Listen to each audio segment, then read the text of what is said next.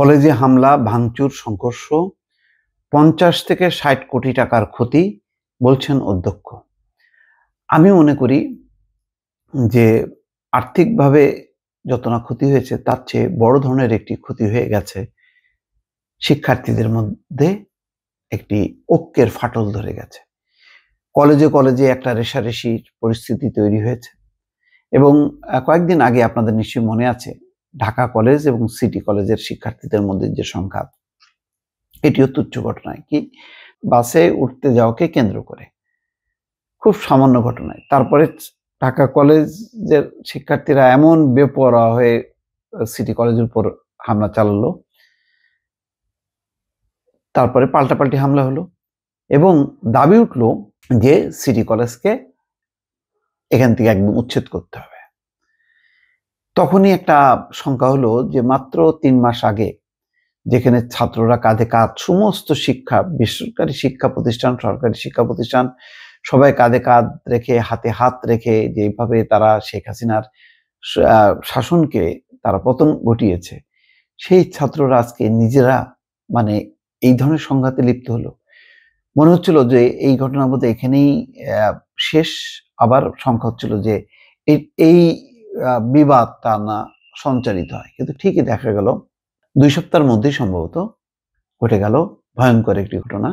যাত্রাবাড়িতে সেই মোল্লা কলেজ আর অন্যদিকে পুরান ঢাকার নর্থ সাউথ রোডে যে কবি নজরুল, তারপরে সোহরাওয়ার্দী কলেজ, এই ৩ কলেজ সাথে আরো অনেকগুলো কলেজের শিক্ষার্থীরা যুক্ত হয়ে গেল। প্রথমে সামান্য একটা ঘটনায় মোল্লা কলেজের শিক্ষার্থী মারা যাওয়ার, এটাই একটা খুবই অন্যায় হয়েছে, যেখানে ন্যাশনাল মেডিকেল কর্তৃপক্ষ তারা ওই মৃত্যুর ঘটনায়, একজন শিক্ষার্থী মৃত্যুর ঘটনায় তদন্ত কমিটি করলো। সেই তদন্ত কমিটি রিপোর্ট দেওয়ার আগেই তারা যেভাবে হামলা চালালো, পাশে সোহরাওয়ার্দী কলেজ যেখানে পরীক্ষা চলছিল সেখানে তারা হামলা চালালো। তারপরে আজকে প্রতিশোধ নিতে আবার যেভাবে দলে দলে শত শত শিক্ষার্থী যেভাবে হামলে পড়লো এবং যার কারণে যেভাবে সাপের মতন পেটানো হলো কিছু শিক্ষার্থীকে, ২৫ থেকে ৩০ জন তারা গুরুতর আহত হলো। মানে গুজব ছড়িয়ে পড়লো ওই সময় যে ৩ জন শিক্ষার্থী হয়তো মারা গেছে, কিন্তু মারা যায়নি, মানে ব্যাপকভাবে রক্তক্ষরণ হয়েছে। ছাত্ররাই এক পক্ষ আরেক পক্ষের সাথে মারামারিতে লিপ্ত হয়েছে। পরে সাধারণ মানুষও যুক্ত হয়েছে। পরে জনতার প্রতিরোধের মুখে সোহরাওয়ার্দী কলেজ এবং কবি নজরুল কলেজ শিক্ষার্থীরা সরে গেছে। ২টি কলেজ বন্ধও করা হয়েছে, কিন্তু এর মধ্যে ব্যাপক ক্ষয়ক্ষতি হয়েছে। সবচেয়ে বড় ক্ষয়ক্ষতি এবং আমি মনে করি যে ভাবমূর্তি সংকটটা তৈরি হলো, এটা হচ্ছে মানে ফিজিক্যাল যত না ক্ষতি হয়েছে তার চেয়ে অনেক বড়। অর্থাৎ ছাত্ররা যে একটা সম্মান মর্যাদা ফিরিয়ে এনেছিল ছাত্রলীগের কারণে, যেটা একদম মাটিতে মিশে গিয়েছিল, শেখ হাসিনার পতনের মধ্য দিয়ে ছাত্রদের সেই সম্মান গৌরব তারা ফিরিয়ে এনেছিল। এই পাশাপাশি এই কয়েকটা ঘটনায় ঢাকা কলেজ, সিটি কলেজ সংঘাত এবং মোল্লা কলেজের সঙ্গে সরাসরি আজকে যেই সোহরাওয়ার্দী কলেজ এবং কবি নজরুল ইসলাম কলেজের সংঘাতের ফলে ৫০-৬০ কোটি টাকার সংঘাত হয়েছে, ক্ষতি হয়েছে। এটা তো অবশ্যই এটা অনেক বড় অঙ্ক, কিন্তু আমি মনে করি তার চেয়ে বড় জিনিসটা হলো যে শিক্ষার্থীদের ভাবমূর্তি নষ্ট হয়ে গেল, যেটা আসলে শত কোটি টাকা দিয়েও এটা পূরণ করা সম্ভব না।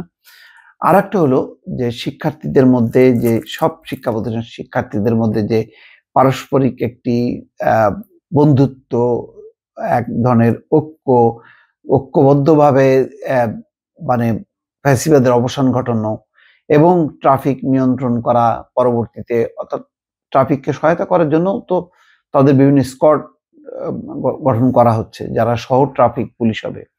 তো সবগুলি কিন্তু নষ্ট হয়ে গেল এই ঘটনাটায়। এই ঘটনাটা আজকে ঢাকা শহরে লক্ষ লক্ষ মানুষ তারা ভুক্তভোগী। ঢাকা থেকে যারা ঢাকার বাইরে ছিল তারা ঢাকায় ঢুকতে পারেনি, ঢাকা থেকে কেউ যেতে পারেনি, ফলে মানে অবর্ণনীয় কষ্ট পোহাতে হয়েছে মানুষজনকে। এইগুলির ফলে আমি মনে করি যে আর্থিক ক্ষতির চেয়ে শিক্ষার্থীদের ব্যাপারে মানুষের যেই আবার নেতিবাচক মনোভাব তৈরি হলো, সেটার মূল্য অনেক বেশি। দর্শক ভালো থাকবেন, আল্লাহ হাফেজ।